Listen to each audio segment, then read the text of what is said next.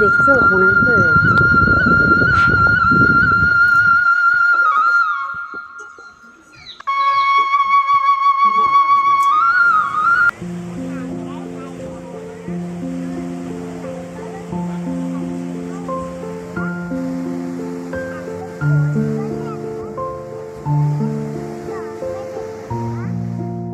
বেরিয়ে পড়লাম সকাল সকাল।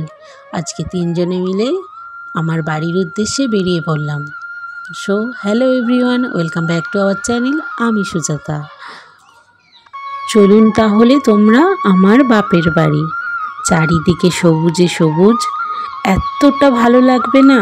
তাহলে চলো ঘুরে আসি আমার বাপের বাড়ি।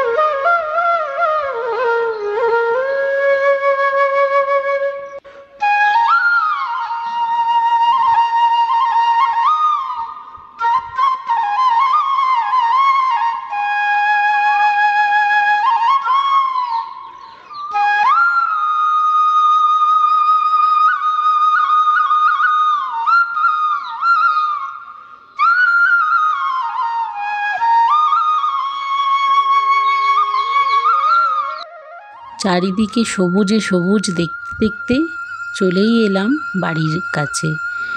ঢুকেই পড়েছি পাড়াতে। এক্ষুনি আমরা চলে যাব, টোটো থেকে নামবো, তারপরে বাড়ি ঢুকবো।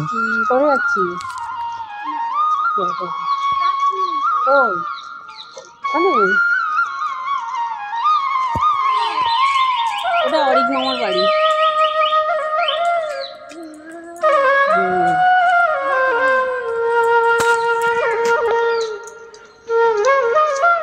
মা ভেতরে আছে, পড়বে না। চল, আমরা চলে এসেছি। হ্যাঁ,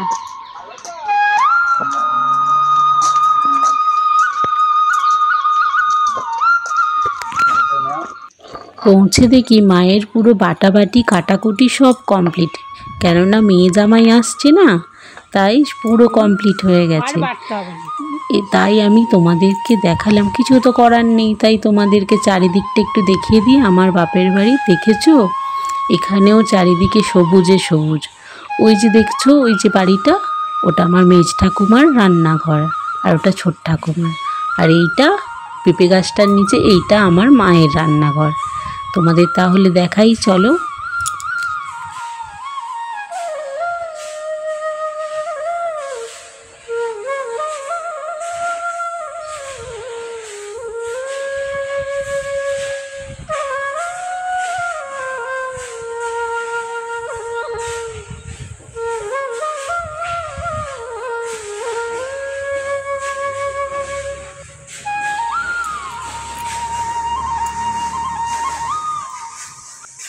দেখেছো গাছে কত বাতাবি লেবু হয়েছে, এখনো পাকেনি কিন্তু।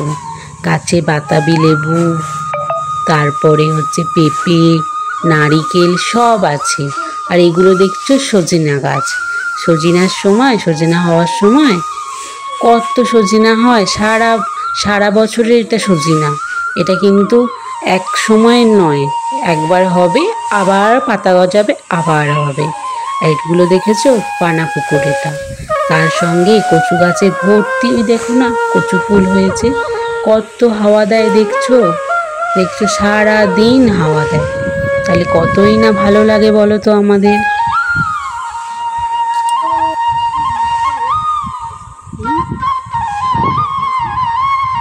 হ্যালো গাইস,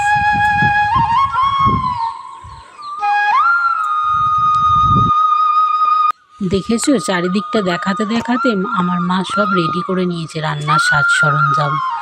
ওইটা দেখতে পাচ্ছ, ওটা আমার মায়ের মাটির উনান। মাটির উনানের রান্না যা স্বাদ, কথা বলতে বলতে মায়ের এদিকে মাংস কষানো হয়ে গেছে, আর আমি রীতিমতো একদম বাটি হাতে চলে গেছি। মা যখন মাংস কষায় না, ছোট থেকেই আমি বাটি হাতে মায়ের কাছে চলে যাই। মাকে বলি আমাকে একটু কষা মাংস দেবে। এখন তো বলতেই হয় না, যেহেতু থাকি না মায়ের কাছে, তাই মা অটোমেটিক কষা মাংসর জন্য ডাকতে থাকে। তাই কষা মাংসর জন্য আমি চলে গেছি। তাহলে মাংস আমি খেতে থাকি। নেক্সট ব্লগে আবার আপনাদের সাথে দেখা হবে। তাই কেমন লাগলো আমার গ্রামের বাড়ির ব্লগটা, তোমরা তাহলে কমেন্টের মাধ্যমে বলবে। তাই আজ তাহলে আসি, নেক্সট কোনো ব্লগে দেখা হবে। Till then, bye by.